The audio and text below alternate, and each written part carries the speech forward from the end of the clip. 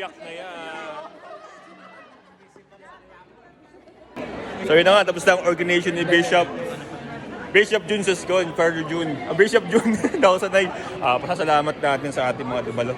Salamat po sa lahat ng mga dumalo sa aking ordinasyon. Sana po ang pagpunta ninyo, ang pagpapanood ninyo ay maging dasal para sa akin. Dahil higit sa lahat, kailangan ko po ang inyong dasal. Kaya mga kadeboto, patuloy niyo po kayo pagdasal sa ating mahal na pong Jesus Nazareno. Gaya na sabi ko kanina, ako'y maging mukha ng grasya katulad niya sa mga taong aking pinaglilingkuran. Salamat sa lahat ng mga Brotep viewers. So babay Manila, pero see you Bataan. So sa mga taga-Ban, Father, pero babalik pa rin ako sa Quiapo.